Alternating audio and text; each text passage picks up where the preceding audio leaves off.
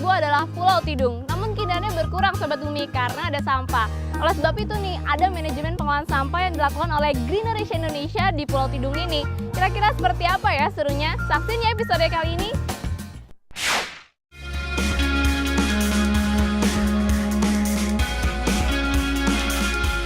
Sobat Bumi, berlibur ke pulau pasti asik ya.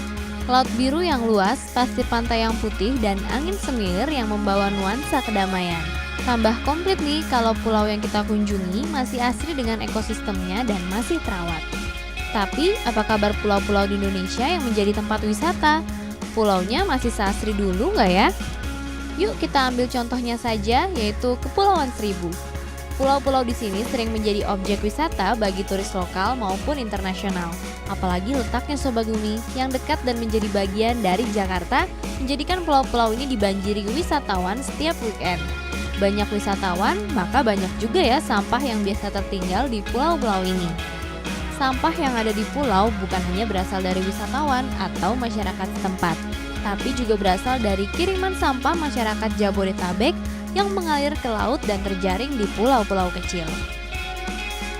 Bila sampah sudah menumpuk di pulau, mau dibuang kemana ya? Dibuang ke laut pastinya akan menyebabkan pencemaran dan kerusakan ekosistem pesisir dan laut.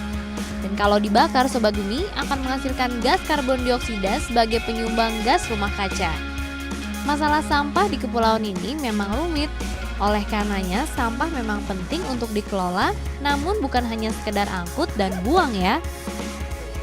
Tapi tetap saja Sobat Bumi, di tengah masalah yang rumit timbul aksi kolaborasi yang asik, yaitu dari Greeneration Indonesia berkolaborasi dengan Bank Mandiri dan Tunas Nusa Foundation melakukan manajemen pengolahan sampah di Pulau Tidung, satu di antara pulau wisata yang ada di Kepulauan Seribu. Langsung saja yuk simak dan serap ilmunya.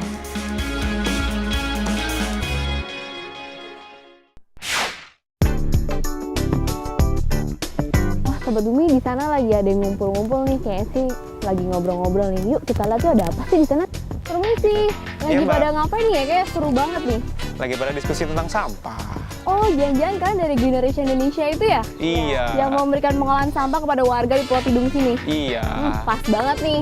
Nah, Nadia sama Sobat Bumi pengen tahu nih gimana nih caranya Greeneration Indonesia memberikan teknik kepada warga di Tidung sini untuk memberikan penjelasan tentang pengolahan sampah. Kira-kira dari Kakak ada yang mau jelasin ke aku? Boleh? Bisa, nanti kita langsung lihat ke pengelolaan sampahnya aja gimana. Oh, ini bagus-bagus. Ya. Kak. Yuk.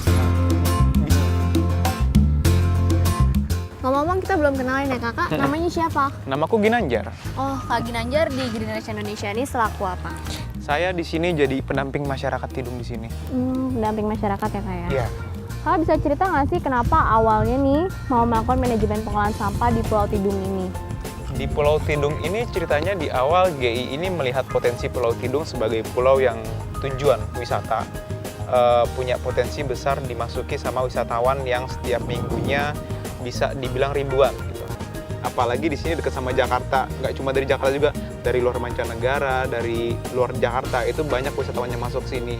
Udah sampah di awalnya banyak, ditambah lagi sama wisatawan, ya udah jadi membludak gitu. Ya udah kita melihat seperti itu, kita mengajukan proposal waktu itu ke Bank Mandiri, gimana kalau kita menangani masalah yang ada di Pulau Tidung ini gitu. Disetujui oleh Bank Mandiri, kita kerjasama, makanya sama beberapa pihak yang jadilah manajemen pengolahan sampahnya yang dipilih di Pulau Tidung. Pulau Tidung ini. Iya. Pantesan ya Kakak dari Bandung jauh-jauh sampai mau ke sini. Kapan sih Kakak memulai proyek ini sebenarnya? Kita mulainya dari bulan Februari sampai nanti akan sampai bulan Oktober gitu. Nah, selain dari Greeneration Indonesia sendiri nih, ada kolaborasi nggak dengan komunitas yang lain? Oh iya, ada kolaborasi. Jadi kan kita di sini pengolahan sampahnya ada 3 intinya, yaitu ada pencacahan plastik, ada kreasi daur ulang, sama ada kebun atau dari kompos. Dari pencacahan plastik kita kerjasama dengan Maistik Buana dan juga Krezek. Kalau dari kreasi daur ulang kita kerjasama dengan Ibu Dewi dari Masyarakat Sadar Lingkungan di Cibangkong, Bandung. Kalau komposteran berkebun kita bekerjasama dengan Jakarta Berkebun dan juga dari Indonesia Berkebun. Sebenarnya kan nggak gampang ya kayak memperkenalkan proyek seperti ini ke warga di Pulau Tidung ini. Cuma berdasarkan pengalaman kakak nih, bagaimana nih respon dari warga di sini atas kedatangan kakak selaku Green Generation Indonesia dan proyek yang kakak kenalkan ke mereka? Kalau penerimaan dari masyarakat waktu di awal itu pasti ada yang bagus sama ada juga yang enggak dong. Tapi kalau gimana cara kita mengatasi yang enggaknya, itu ada caranya macam-macam. Kita juga ada sosialisasi door to door. Soalnya kan kadang-kadang kalau mereka suka dikumpulin di satu tempat suka susah kan ya. Jadi udah akhirnya kita datengin satu-satu. Kalau nggak kita bikin acara satu tempat di mana mereka pada bisa ikut tiba-tiba datang gitu. Jadi mereka tiba-tiba ngumpul dan kita sosialisasi di situ dan itu biasanya lebih efektif gitu. Selain di sini kakak ada melaksanakan program manajemen pengolahan sampah ini nggak? Apa memang khusus konsentrasi ke daerah-daerah? Buat sementara di Green Generation Indonesia, kalau manajemen pengolahan sampahnya itu lagi di Tidung doang. Karena nanti dari Tidung ini kita akan mengevaluasi seluruh program. Ini akan seperti apa sih, akan dibuat seperti apa. Jadi kalau responnya udah bagus, di akhir nanti evaluasinya juga bagus, baru kemudian akan disebar ke beberapa tempat.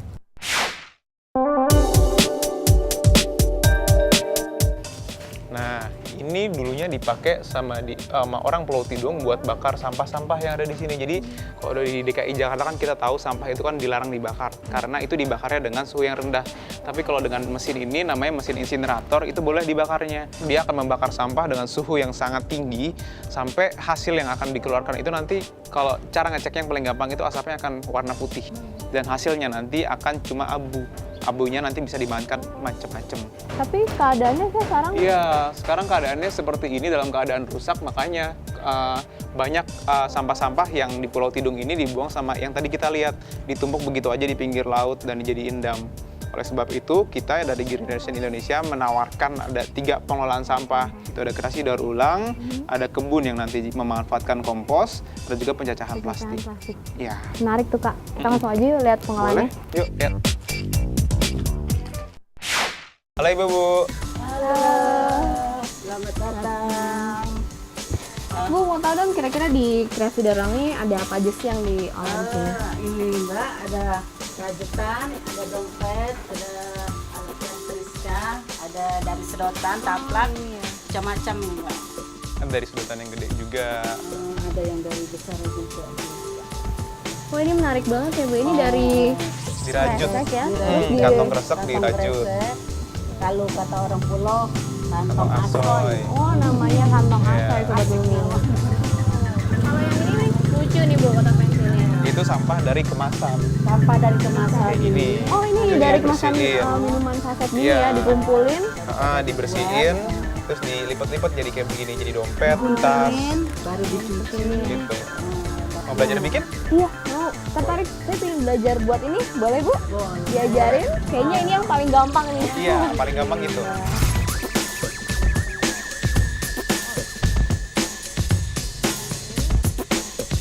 Ini dasarnya ya. Ini dasarnya. Sobat Bumi ini baru dasarnya, kayak butuh waktu yang Oh, lama iya. dan harus sabar juga ya Bu ya.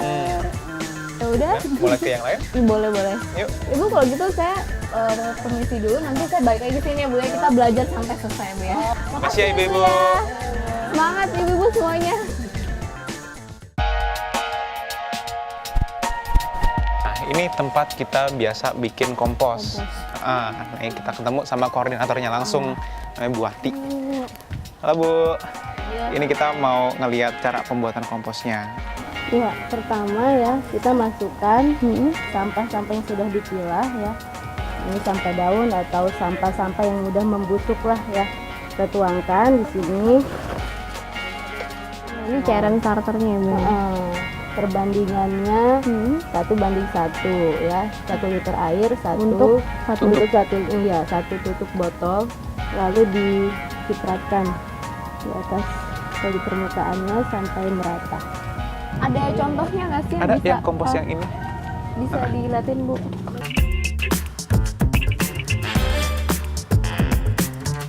Nah, cairan ini bagus buat disiramin di tanaman.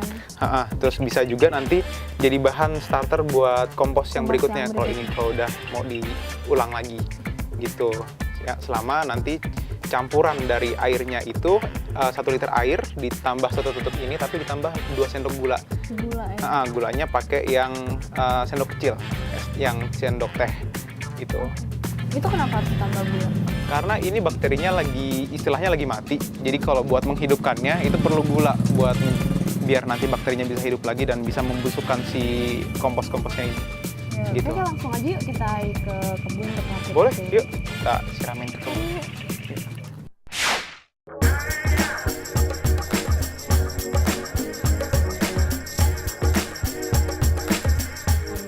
Ini kita ngelihat kebun, salah satu kebun binaannya Green Generation Indonesia yang kerja sama Jakarta Berkebun yang digerakin sama ibu-ibu di sini. Oh gitu.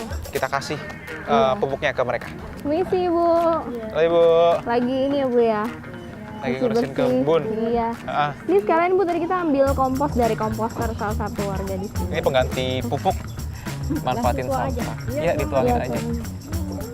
Di sini ada tanaman apa aja ya Bu ya?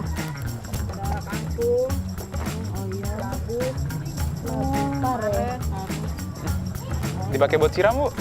Langsung disiram ini. Sini yang udah bisa dipanen apa aja nih Bu? Oyong nih ya. Kangkung udah banyak. Bayam juga udah. Timun waktu itu pernah juga. Kacang panjang pernah juga. Labunya belum ya. Labunya Bu. Ini nanti jangan lupa dipisahin ya, Bu. Ini kan dia satu kotak 2 tanaman aja.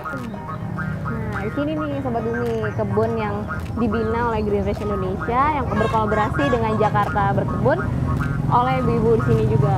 Sini ada labu ya tadi Bu ya, ada kangkung, oyong nih Sobat Bumi belakang udah dipanen kemarin.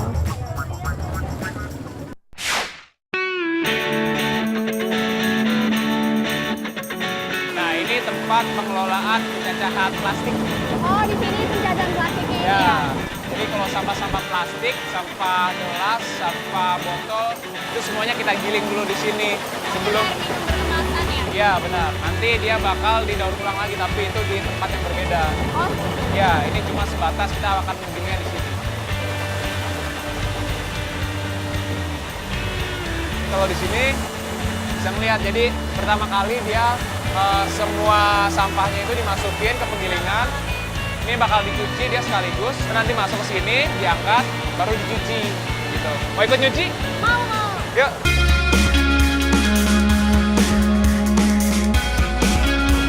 Habis digiling, kemudian dia jadi hancur seperti ini dan sekarang kita mau cuci ya Kak ya. Ya, Yuk Sobat Bumi.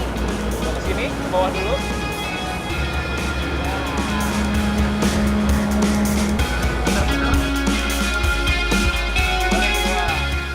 Nah, Sobat Bumi, ini udah dicuci. Sekarang setelah dilakukan pencucian bersih, kita mau jemur. Ya Pak. Nah, baru habis dari pencucian tadi kita bawa ke dikeringin. Ini penjemurannya Pengeringannya, ya? penjemurannya. Karena ini plastik yang paling pertama, ini bakal jadi plastik yang kualitas kedua. Ini buat mempermudah nanti pengolahannya. Karena kalau nggak prosesnya, kalau nggak digiling lebih dulu, nanti akan lebih susah di sananya.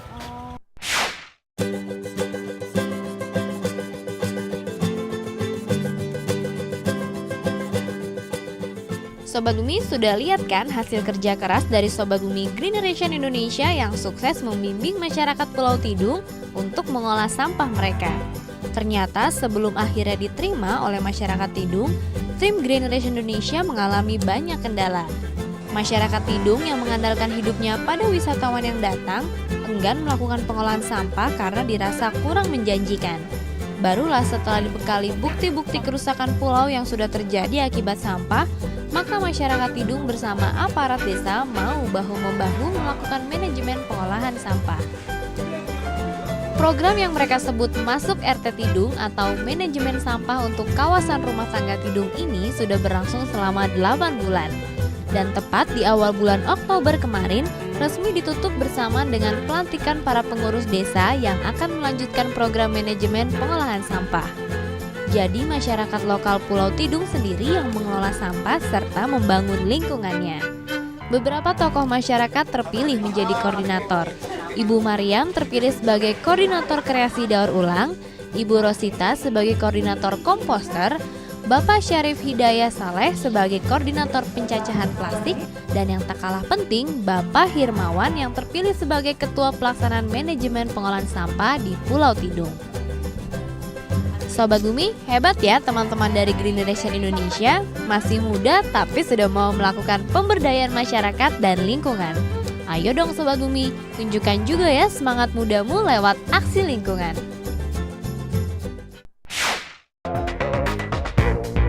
Lanjut ngobrol lagi nih Kak ya.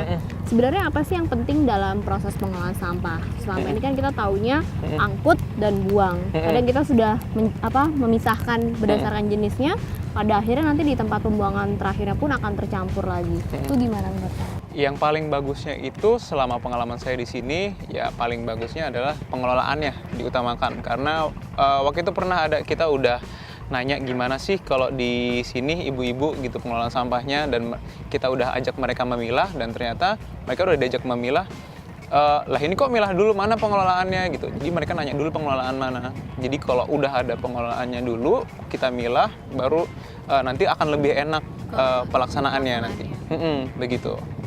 Nah, terus kalau di Pulau Tidung ini sendiri, tempat pembuangan akhirnya tuh di mana Kak? Kalau di Jakarta kan kita tahu nih Bantar Gebang. Kalau di Tidung ini buat sekarang tuh rata-rata orang di sini pada buangnya dia bikin sebuah lekukan di pinggir laut, itu dibikin dam dan nanti diisi sampah di sana. Karena itu akibat dari seharusnya di sini ada pembakaran insinerator. Insinerator itu tidak berfungsi. Makanya buat sementara mereka pada buang sampahnya di lekukannya itu. Padahal kalau itu diterusin nanti itu bisa mencemarkan laut. Makanya buat mengatasi hal itu kita mencoba mengurangi jumlah sampah yang masuk ke sana dengan cara pengolahan sampah kita yang ada 3. Kak, ini tempat pembuangan sampahnya jaraknya dekat banget ya dengan lautan. Iya. Bayangin ini hanya dipisahkan dengan batu karang ini. Berarti perairan di sekitar sini udah tercemar ya Kak ya? Iya, benar. Karena waktu kemarin kita sempat ada penelitian kualitas air laut di sini. Kita mau ngecek benar nggak sih dari sampah-sampah ini mencemari lautan, dan dari hasilnya itu emang benar terbukti kalau emang sampah-sampah di sini mencemari laut di sini. Itu bisa dibilang kalau berdasarkan bukti dari lab itu tidak kuat, itu bisa dibilang dari orang-orang tua. Kalau kita tanyain, mereka suka banyak cerita kalau dulu di sini nyari gurita, nyari ikan itu gampang banget. Tapi kalau sekarang kalau di sini mau sampai jauh ke sana pun, ke tengah-tengah laut pun kadang-kadang udah susah nyari ikannya. Nah, perbedaannya nih Kak, sebelum Kakak melakukan proyek ini dan sesudahnya di Pulau Tidung ini apa?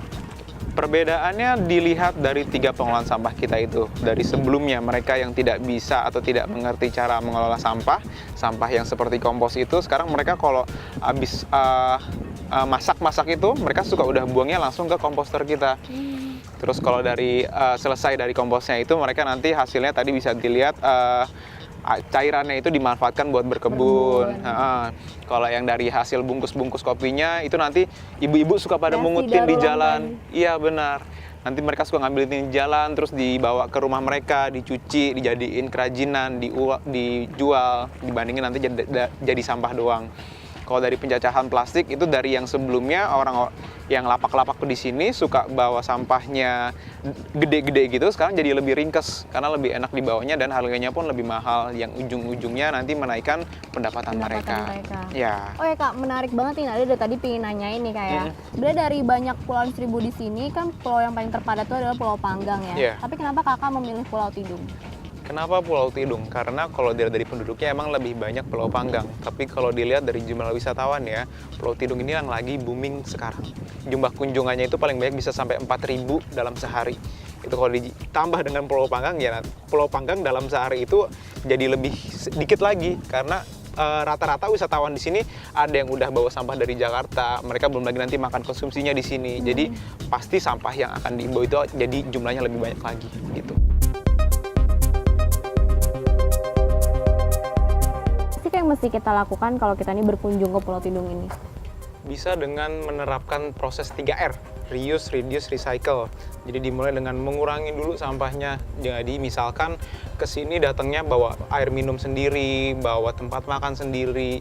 Jangan kalau mau datang ke sini kita mau pesan makanan, mesennya pakai styrofoam, mau mesennya pakai kotak box. Soalnya itu nanti akan membuang sampah padahal pakai cuma sebentar. Terus kalau misalkan mau datang ke sini juga bisa mungkin dengan mendukung program kita. Jadi beli hasil kreasi daur ulang kita. Itu karena akan membantu mengurangi sampah kita juga, sampah yang ada di Pulau Tidung, dan juga membantu perekonomian yang ada di sini, nggak cuma dalam bidang wisata doang.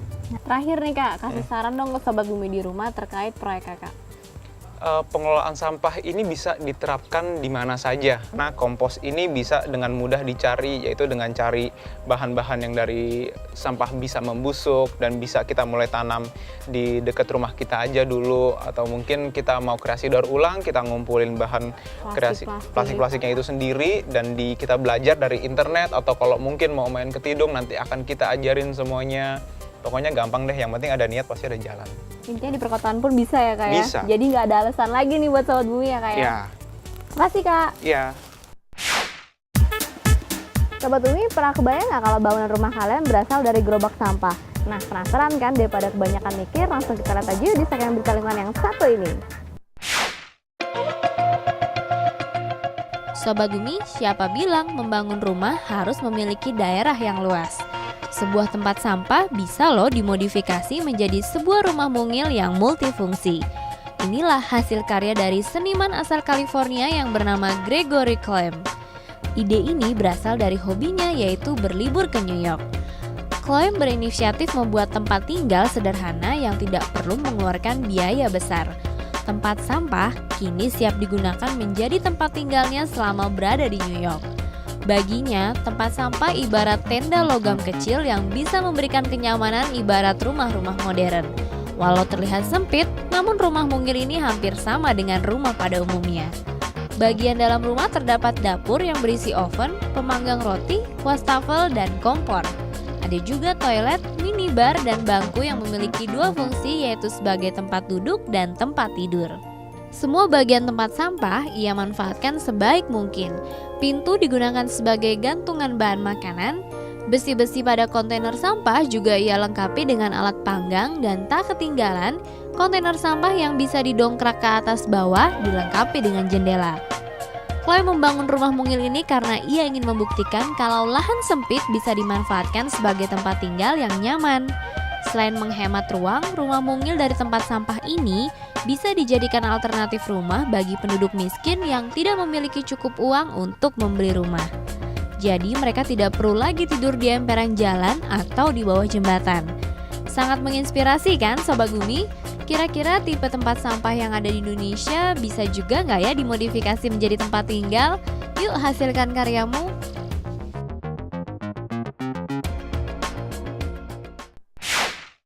Sobat Bumi, proyek manajemen pengolahan sampah yang dilakukan Sobat Bumi kita dari Greeneries Indonesia menarik ya. Selain bisa membuat lingkungan menjadi bersih, juga bisa meningkatkan produktivitas dan keindahan di Pulau Tidung ini. Dan tadi Sobat Bumi udah dengar kan saran dari Kakak Ginanjar, ternyata manajemen pengolahan sampah ini bisa nih dilakukan di sekitar tempat tinggal Sobat Bumi di perkotaan. Jadi udah nggak ada alasan lagi kan buat Sobat Bumi nggak mengolah sampah. Sobat Bumi, lagi-lagi Nadia ingetin nih buat Sobat Bumi semua untuk selalu follow Twitternya Bumiku1 di @bumiku1.tv.